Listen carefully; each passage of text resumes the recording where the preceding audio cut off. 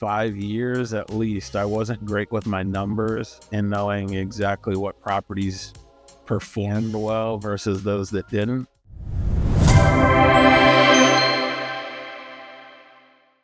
I was around real estate, but I was only around this little sliver of what a real estate business is, right? And I'm sure even, I'm sure my father tried to explain to me all the benefits, and I imagine he tried to tell me what a good deal was and a bad deal. I was probably just young and didn't have the interest at the time, right?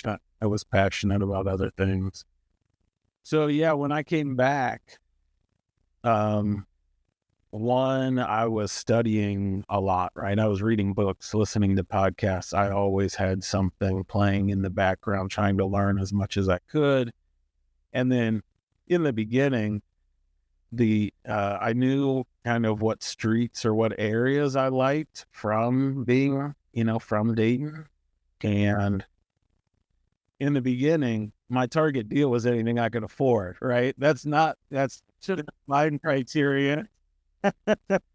But if I could get into that deal, I really didn't care how much labor it took because I was the one providing the labor. And when I started, I counted that as free.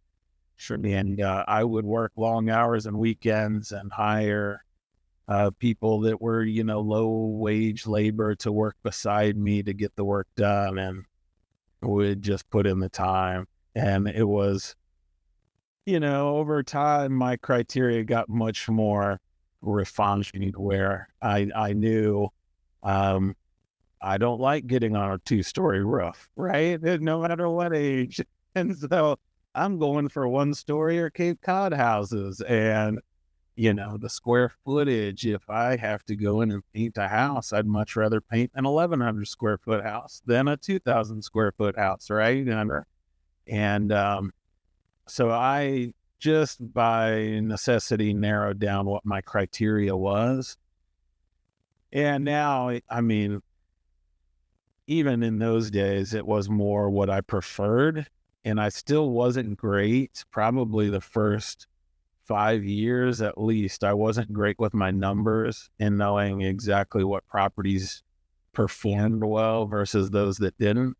Right. And it wasn't till, just even in the last 3 years, doing really in-depth review of property by property, which ones performed the best over time, which ones look amazing on paper, but when you get down to the real numbers, you lose all the profits on maintenance or turnover, really refining which assets perform well.